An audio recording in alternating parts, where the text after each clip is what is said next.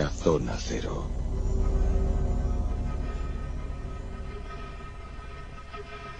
Bienvenidos a este monográfico Zona Cero, que va a ser uno de los más sugerentes de toda la temporada.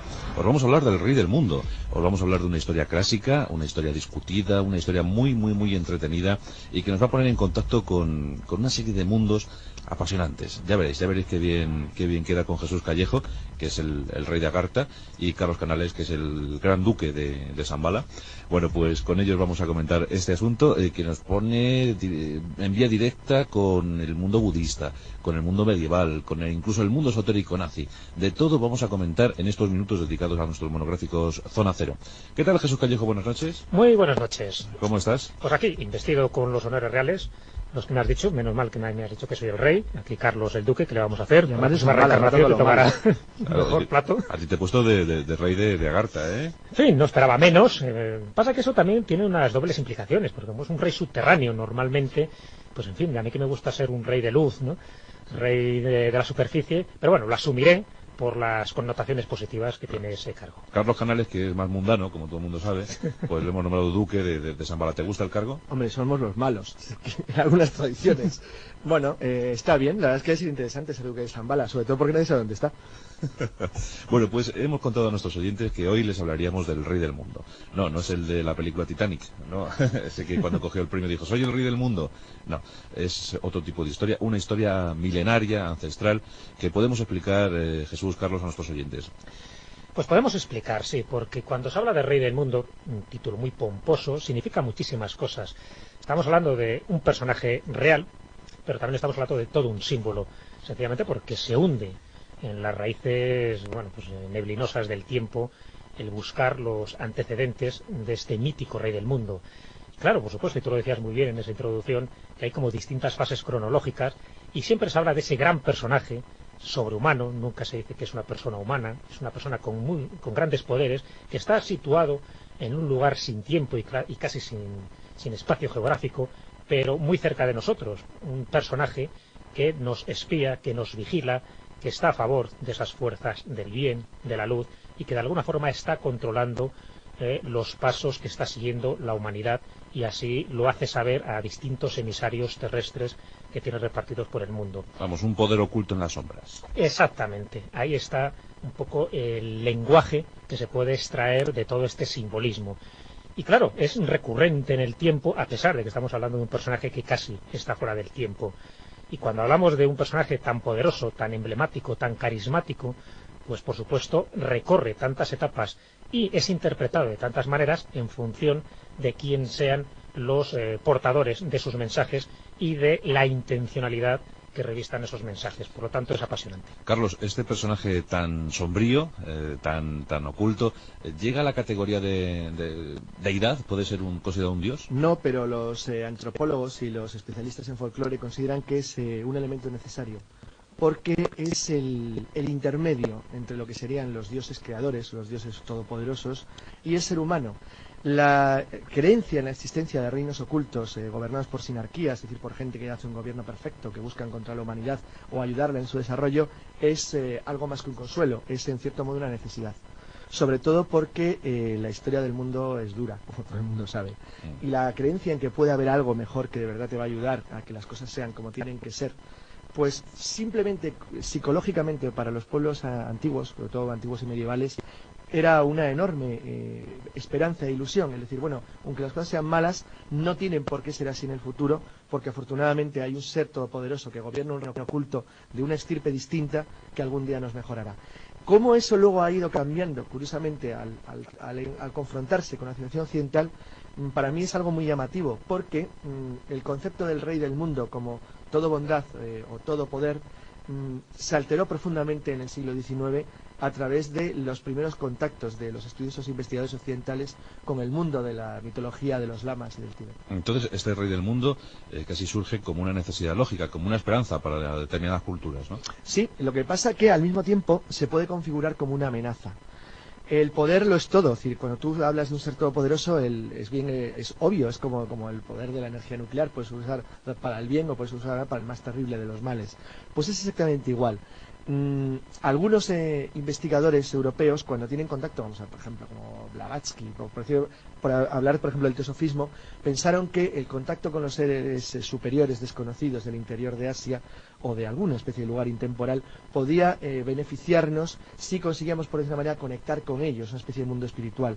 En tanto que otros, luego hablaremos, por ejemplo, de la teoría de Butler-Lytton, del autor de Los últimos días de Pompeya, que cuando se acerca al concepto del rey del mundo, en un libro pues bastante siniestro, se llama La raza que nos suplantará, lo que teme es que en el futuro el ser humano sea suplantado por unas inteligencias superiores que en cierto modo nos han gobernado durante miles de años, pero que en un momento dado podrían cambiar. Entonces, para que nuestros oyentes aclaren, Jesús, hemos de decir que el rey del mundo es algo más tangible que ese Dios que no podemos tocar, al que no nos podemos dirigir, ¿no? Claro, aquí no estamos hablando de una religión, no estamos hablando de esa deidad inalcanzable que está pues fuera de nuestro espacio físico. No, estamos hablando, pues fíjate, hasta de una corriente de pensamiento, además de una creencia que existe pues en todas las épocas y en todas las culturas. No solo se da en Oriente, como vulgarmente pues se ha designado ese lugar como la ubicación de este rey del mundo, sino que se da prácticamente en todas las culturas, sencillamente porque al formar parte de esta corriente de pensamiento tradicional, es una corriente que está dispuesta a aceptar de una forma muy natural pues que un soberano del mundo está entre nosotros, que de alguna forma nos dirige, que nos gobierna en las sombras, pero sin esa connotación peyorativa que puede tener pues bueno, esa especie de rey mundano que aparece en las películas de Hollywood, que intenta pues dominar el mundo a través de ciertos ardides. Sí. No, aquí estamos hablando de un ser, bueno, que en las tradiciones budistas, que es donde casi nos podríamos remontar, ya lo llaman como un Mahama, incluso por utilizar la palabra más precisa sería un bodhisattva. Es decir, pero el gran bodhisattva, ¿qué sería un bodhisattva dentro de lo que es la tradición budista? Son aquellos seres que han alcanzado un máximo grado de evolución a lo largo de sus sucesivas reencarnaciones y se encuentra en una disposición tal de lograr el nirvana que, una vez alcanzado, en lugar de irse a otras esferas de conocimiento, se quedan entre los humanos para ayudarles. Bueno, pues el jefe, por decirlo así, de todos esos bodhisattvas que estamos hablando de seres superiores, es el rey del mundo, que curiosamente se enlaza pues con teorías milenaristas, en el sentido que al final de los tiempos ese rey del mundo se presentará ante la humanidad como Maitreya, es decir, el Buda en su segunda venida, que curiosamente, como no, coincide también con la segunda venida de Cristo anunciada en el Apocalipsis. Entonces, para que nuestros oyentes sigan tomando nota, Carlos, ¿los seguidores de esta corriente son ateos o no? No necesariamente. De hecho, la existencia de la creencia en el rey del mundo es perfectamente compatible con la religión, con cualquier religión. El hecho de que surgiera entre el budismo, que más que una religión realmente es una especie de reglas de conducta, no tiene que ver necesariamente con que no pudiera ser acogido por religiones, puesto que no cuestiona la existencia de un Dios todopoderoso y creador. Leo literalmente unas declaraciones de Raymond Bernard, un investigador que se ocupó de Agartha en un libro que se llama El mundo subterráneo. Fijaros que dice: las diversas estatuas gigantescas de Buda no representan al Gautama humano, sino más bien a los superhombres subterráneos que subieron a enseñar y ayudar a la humanidad en tiempos remotos del pasado. Todos estos Budas enseñaban la misma religión universal y científica como emisarios de Agartha, el paraíso subterráneo, que es la meta que han de alcanzar todos los auténticos budistas. En estas 6 líneas, Bernard resume todo. Son hombres y no lo son. Enseñan algo humanista y religioso, moral, pero al mismo tiempo científico y técnico. Son espirituales y al mismo tiempo materiales, y pueden ser usados si contactas con ellos para el bien o para el mal, lo cual, curiosamente, en su forma de respuesta, los asimila mucho a los elementales de las tradiciones europeas occidentales, que carecen de valor neutro.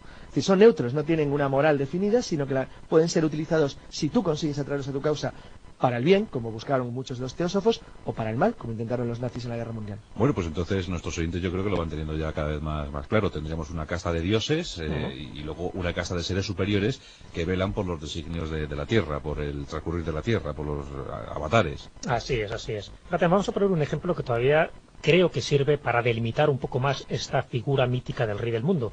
Y es un ejemplo tomado del Génesis, porque también entre los judíos existe esta tradición. En el Génesis, muchos oyentes recordarán que aparece un curioso personaje llamado Melquisedec. Bueno, este es el rey de Salem y además sacerdote del Dios Altísimo, tal como se dice en el Génesis. Es decir, estamos hablando de un personaje que aúna esas dos características, es rey y sacerdote. Qué curioso, es el rey de Salem, que es una palabra que significa paz, es el rey de la paz. y bueno, es el que ayuda a Abraham en la conquista de la tierra prometida, le Claro. bendice y al final recibe de él el diezmo de todo. Son todopoderosos intermediarios. Eso es. Entonces, este Melquisedec, del que apenas hay datos, hay muy pocos datos en la Biblia, alguna referencia después de una carta de San Pablo a los hebreos, poco más. Es el que le asocian, como, no como el rey del mundo exactamente, pero sí como uno de esos emisarios directos del rey del mundo, precisamente por ese carácter enigmático que tiene en los pocos pasajes de la Biblia donde es mencionado. Entonces, es muy llamativo porque se relaciona también con los Reyes Magos. Uno de los escritores franceses de finales del siglo XIX que más divulgaron el mito del rey del mundo era Sanil de Albeidre. Bueno, pues él decía que los 3 Reyes Magos que estuvieron en el pesebre para dar sus regalos al niño Jesús procedían ni más ni menos que de Agartha, es decir, el lugar, la residencia del rey del mundo. ¿Y qué relación podemos establecer, Carlos, con el budismo? Una relación importantísima, ¿no? Claro, el budismo es el que hace conocer al mundo el mito del rey del mundo en la terminología más conocida ahora, la de Agartha y Shambhala. Hay digamos que hay dos líneas dentro del budismo. Los que creen que se trata de una estirpe que en algún momento del pasado se separó de la humanidad hace unos 11.000 años y se ocultó en el interior de la Tierra para desde ahí llevar una especie de supervisión bondadosa del género humano y cada cierto tiempo mandar un emisario o profeta que es el que se encarga de reconducir al género humano por, digamos, la vía correcta, o por el contrario, los que consideran que en realidad Agartha es un foco de tecnología ultrapoderosa que vive fuera del espacio y del tiempo y que en realidad lo que hace es buscar las condiciones para el establecimiento en un futuro remoto de una sinarquía universal. Lo que sí que es importante, y eso desde luego ya desde el siglo XIX se empezó a considerar y a estudiar en profundidad, es que el mito de una especie de tradición de un mundo oculto ocurre en todas las culturas y tradiciones del mundo, pero principalmente en las que forman parte de lo que se llama la isla del mundo, es decir, de Asia y Europa, porque todas las culturas lo tienen de una manera. Por ejemplo, el Monte Olimpo o los Campos Elíseos de los griegos no son muy diferentes que Ralmasú, que es la cima de la piedra preciosa, y Hermandi en los hindúes, o el Monte Neru, el hogar de los dioses. O exactamente igual en el caso de las tierras subterráneas, por ejemplo, la tierra de Asar, de los pueblos mesopotámicos, la de Amenti, en el libro sagrado de los muertos hindúes, etcétera. Es decir, siempre hay un lugar subterráneo, una cueva, una gruta en la que nacen los dioses que vienen a enseñarnos algo que va a hacernos mejorar. A partir de ahí, y cuando se produce de verdad el auténtico contacto occidental con la cultura budista a mediados del XIX, es cuando muchos estudiosos, como el que ha citado Jesús, Sanil de Albeidre, que en un libro se llama Misión de la India en Europa, es el primero, que creo que es en 1886, es el primero que de una manera ya muy clara hace ver al mundo occidental que en las zonas más remotas del interior de Asia existe la creencia de que hay un gobierno que supera la realidad física y material de los seres humanos. Esa historia cobró mucho auge en la Edad Media, ¿verdad, Jesús? El Preste Juan. Claro, porque es verdad que tiene este tipo de orígenes míticos donde se habla de un posible rey del mundo, pero bueno, después queda diluido con distintas creencias, tradiciones, o bien judías, o bien budistas, y ahí queda un poco latente.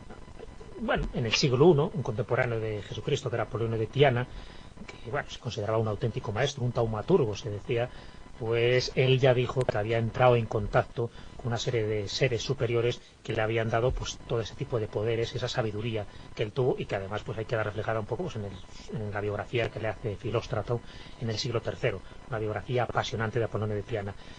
Ahí queda un poco ese mito, ¿no? Decir, bueno, ¿con quién entró en contacto realmente Apolonio de Tiana para que consiguiera esos poderes tremendos? Pues bueno, hay que esperar un poquillo hasta que llega la Edad Media. Pero antes, quiero hacer un comentario porque es importante para entender lo que es la génesis de lo que luego se llamaría el reino del Preste Juan. En los primeros siglos del cristianismo hay una herejía que es el nestorianismo, que bueno, pues la genera, la inaugura, por decirlo así, es Nestorio, era el patriarca de Constantinopla, y este buen hombre, que por entonces pues tenía todos los parabienes de la religión cristiana, le da por decir que Jesucristo tenía dos personas, una era divina, la otra humana, y que solo de esta última era madre la Virgen María, no de las dos. Bueno, pues ¿para qué lo diría? Porque realmente se le consideró una herejía en el siglo V y tuvieron que marcharse sus seguidores. ¿Y a dónde se van estos seguidores? Bueno, pues se van, parece que en busca de esa mítica tierra de Agartha, y se desplazan a los vastos desiertos de Kunlun y en la cordillera de Taklamakan. Y allí se les pierde la pista a los nestorianos. No se sabe mucho más, se sabe que es un grupo herético y que quedan perdidos en alguna parte del Asia Central. Y ahí lo retomamos un poco ya pues con la Edad Media. Es curioso porque cuando llegan las cruzadas se consolida la ruta de la seda y empieza a resurgir en Europa la existencia, o la idea por lo menos de la existencia de un reino del Preste Juan, que es la versión cristianizada de Agartha. No lo olvidemos, Agartha sería la tradición budista, pero cuando ya se habla desde el punto de vista cristiano, hablamos del Preste Juan. ¿Por qué? Porque el Preste Juan se considera que es un rey cristiano, pero que vive en alguna parte de Oriente, no en Europa, lo cual ya es bastante anómalo porque la cristiandad se ubicaba básicamente en Europa. Y este Preste Juan empieza a enviar cartas, extrañas cartas, a distintos reyes europeos, y es en el año 1145 cuando se empieza a saber de una forma fehaciente la existencia de este Preste Juan. Empieza, bueno, pues eso, ya te iba a llegar testimonios a distintos reyes. Uno de ellos es el emperador bizantino Manuel Comeno, otro es pues al Papa Alejandro III, que le contesta en una carta fechada en 1177, y se reactiva el mito de una forma increíble, porque ya no es que haya un reino cristiano allende de los mares o en alguna parte remota de Asia, sino que en las cartas que va transmitiendo este rey del mundo, que sería el Preste Juan, fíjate las cosas que habla. Una misiva se la envía al emperador Federico II, y en esta misiva le da pues una serie de ideas, de pautas, de circunstancias, de comportamientos y de costumbres que se viven en este reino mítico. Y le dice, bueno, le regala, para que veas cómo resurgió la leyenda con fuerza, le regala una túnica de piel de salamandra que tenía la propiedad de volver invisible a quien la llevase puesta. Además, le entrega un anillo con 3 piedras de fabulosas virtudes y, por si fuera poco, le habla incluso de un espejo increíble labrado de una sola esmeralda pulida, a través de la cual podría ver todo lo que sucediera en cualquier parte del mundo. Fijaros, claro, dos detalles interesantísimos de la tradición oral occidental. Lo que le regala, el segundo regalo, es la mesa de Salomón, es exactamente igual. Es verdad, se tocaría con otra de esas leyendas emblemáticas. El primero a mí siempre me ha recordado al camuflaje del depredador de la película. Sí. Y ya para colmo, otro dato que hace, bueno, estamos hablando de la Edad Media, no una edad tan oscurantista como nos han hecho creer, pero sí una edad llena de supersticiones. Bueno, se habla de dragones voladores, que hay allí en el reino de Preste Juan, y se habla de la existencia de una fuente de la eterna juventud. Importante dato, porque esto se lo creen a pies juntillas, así como lo de los dragones. Bueno, sí, podría ser, pero tampoco para tanto. También Carlomagno dice que los tenía. Sí. Pero cuando se habla de la fuente de la eterna juventud, es importante porque personajes posteriores que tuvieron una longevidad pues excesiva, o sencillamente que no se sabe cuándo murieron, como puede ser el caso del alquimista Flamel o del misterioso conde Saint Germain, se les asoció a que eran contactos o tuvieron contactos con el misterioso enclave del Preste Juan. Porque claro, eso de que vivieran tanto tiempo o que tuvieran el elixir de la eterna juventud solo podía proceder del Preste Juan. ¿Y dónde estaba el Preste Juan? Entonces se ubica de estos nestorianos que en alguna parte crearon un reino cristiano. Y como había que ubicar y localizar una zona pues muy concreta, ¿dónde crees que se empezó a decir que estaba el reino del Preste Juan? A ver, sorprende. En Etiopía. Sí, pero por una razón, su lógica. Porque Asia empezó a ser peligrosa.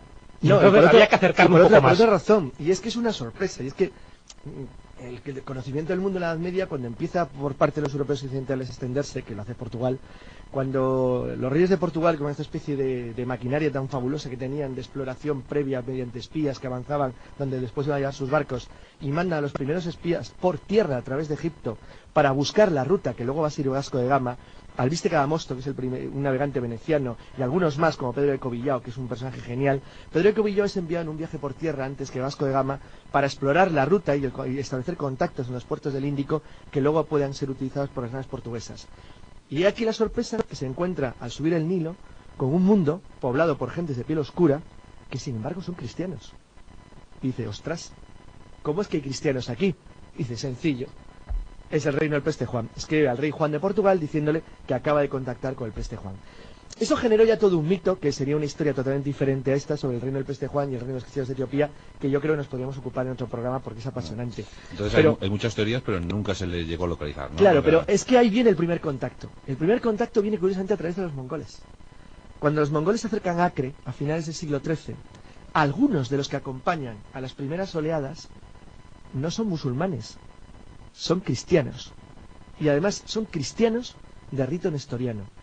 decir, los caraitas. Eso llama tanto la atención a los emisarios papales que, bueno, que hacen el famoso viaje que hace Wilhelm de Roebruck a través de Crimea para ser enviado a la corte del Gran Khan y descubrir cuál es la procedencia de esos misteriosos cristianos que viven en Mongolia. Lo cual demuestra dos cosas. Uno, que la leyenda era cierta, o sea, que habían existido. Y dos, que de verdad, ellos decían estar en contacto con fuerzas muy poderosas que vivían en algún lugar de los inmensos desiertos que rodean Loch-Nor. Luego el mito, la leyenda, la historia queda cubierta por el polvo de los siglos, pero reactivada en el siglo XIX. Reactivada en el siglo XIX, efectivamente, sí, porque también vuelve a ¿Y de qué manera, además? En cierto letargo. Bueno, por cierto, solo te cuento un pequeño detalle cuando decíamos que sí, bueno, esto formaba parte del mito. Se sabe quién fue un rey del Preste Juan, porque en la carta que manda Alejandro III en el año 1177, que da la respuesta pues al anterior documento que recibe, se sabe que el que manda esa carta, supuestamente fechada en el 1165, era el que por entonces era el soberano, el monarca de Etiopía, que era, bueno, pues el hermanastro del príncipe Lalibala, que se llamaba Arbé, y hace una petición muy concreta. Lo que pide es que se le dé una especie de altar en pues lo que era la iglesia del Santo Sepulcro de Jerusalén. Entonces, porque él quiere tener esa representación y se autonombra Preste Juan. Por lo tanto, sí hay nombres, hay apellidos y hay fechas concretas donde se puede ubicar este reino cristiano en Etiopía. Pero bueno, el mito queda un poco ahí, latente.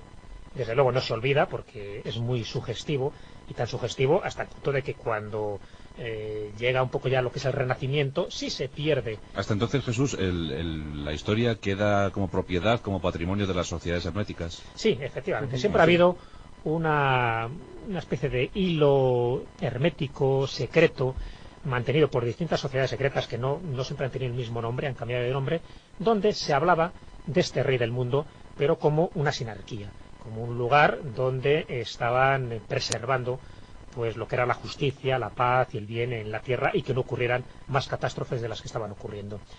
Pero claro, estamos hablando ya de una época conflictiva, la que está pasando Europa, y en Europa, la Europa de los estados coloniales, ya se estaba descubierta América, ya se empieza a crear colonias interesantísimas, y se dan dos circunstancias. Por un lado, los grandes monarcas del momento, incluido nuestro Felipe II, pues se consideran con derecho a la herencia mítica de aquel personaje. Por lo tanto, ¿para qué buscar a un rey del mundo si soy yo?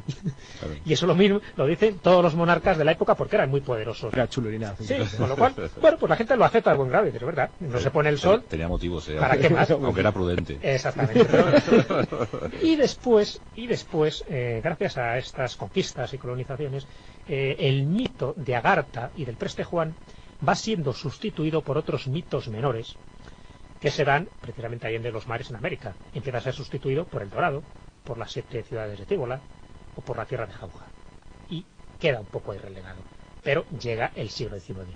Y ahí es cuando este personaje, Alessandre Sanís de Alveire, que era un título pontificio, además, que se lo dio el Papa, que es Marqués de Alveire, es el que, gracias a esa obra, Misión de la India en Europa, pues reactiva todo lo que es la cuestión de los Mahatmas, el rey del mundo, lo ubica en una zona concreta, que es en Asia Central, pero pues muy cerca de lo que es el desierto del Gobi, y cerca también de las montañas del Karakorum. Bueno, decir cerca es como no decir nada, que estamos hablando de cientos y miles de kilómetros, pero sí ya tiene ese interés en centrar un poco toda esta polémica mítica, por decirlo así, en un lugar tan concreto e inaccesible como era Oriente, y en este caso el Asia Central. Su obra, que era una obra maldita porque intentó quemar todos los ejemplares, solo se salvó uno, pero gracias a eso se reactivó el mito de tal manera que después Blavatsky, la fundadora de la Sociedad Teosófica, dice ni más ni menos que mucha de la información que ya ha recibido lo está recibiendo de dos Mahatmas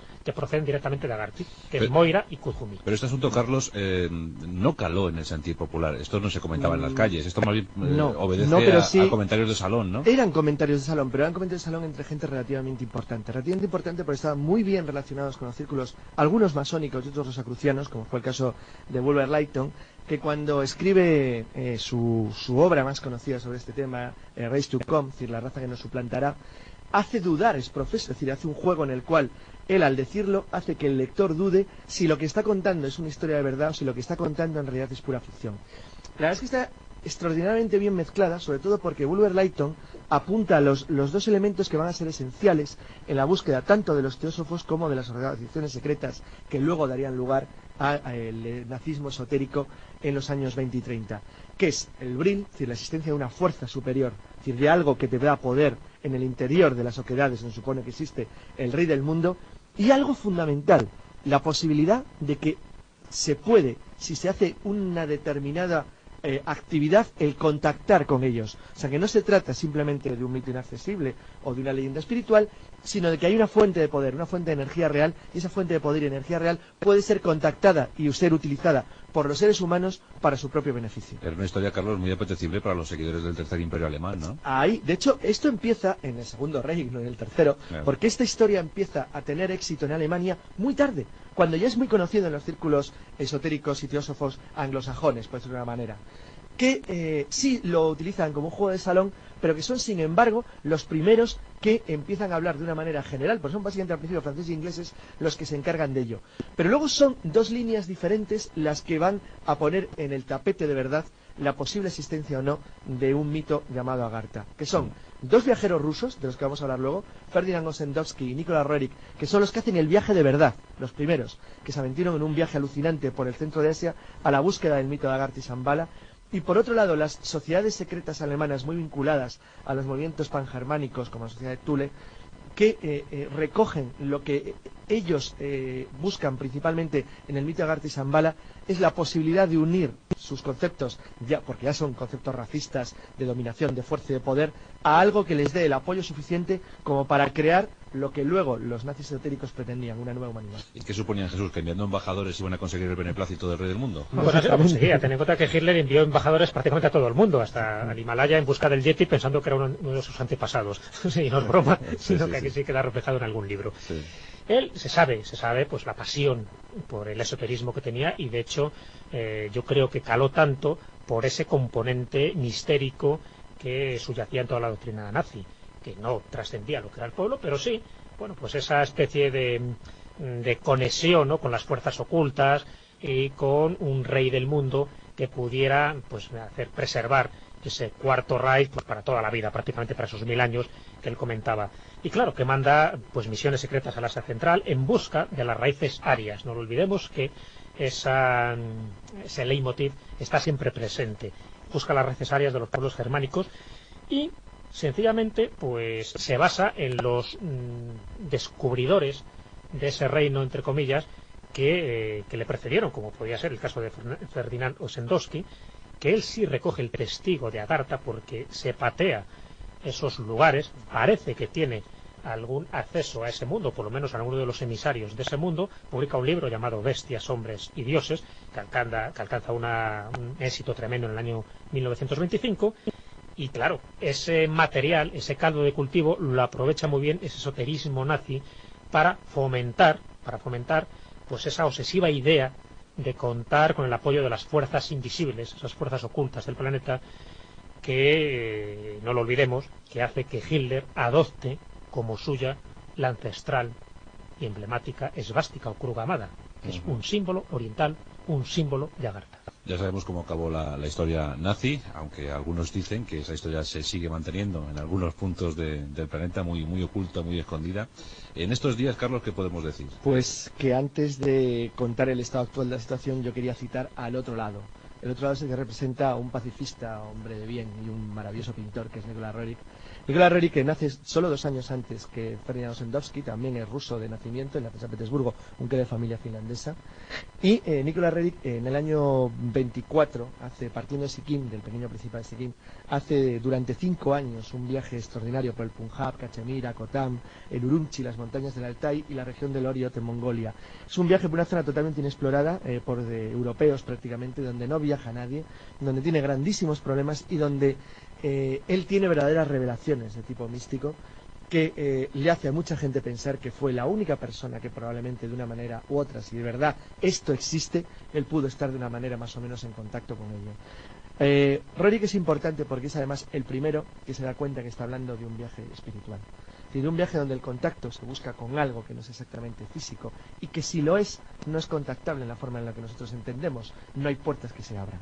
Es decir, es otra cosa. El viaje exterior es aparente, lo que Claro. importa es el viaje interior. El viaje de Roerich, que es una verdadera maravilla, porque él vuelve imbuido de una especie de pacifismo general que le lleva incluso a proponer a la Sociedad de Naciones la constitución de una especie bueno, una pequeña propuesta de lo que podría haber sido en el futuro una sinarquía mundial.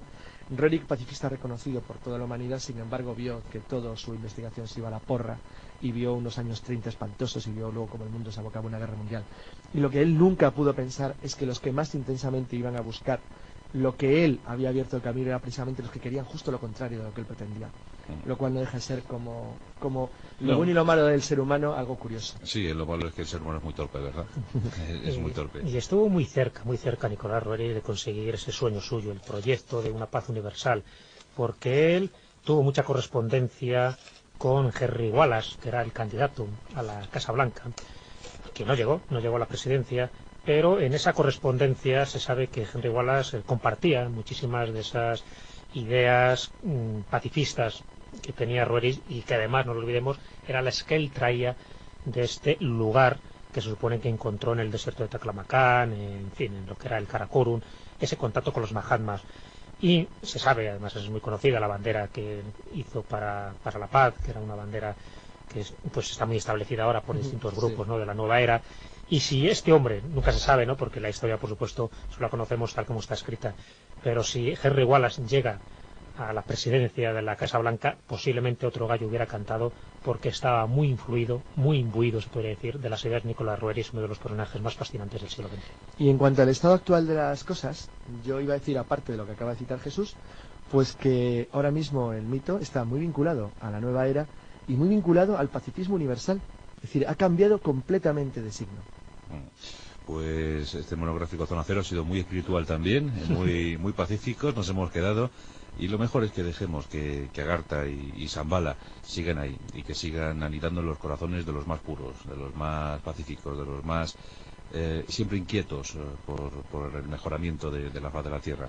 Así que después de tantos atentados y después de tantas bombas y tantos aviones volando como misiles, pues es bueno que hayamos hecho un momento también, ¿verdad, Jesús?, para recrearnos en este goce.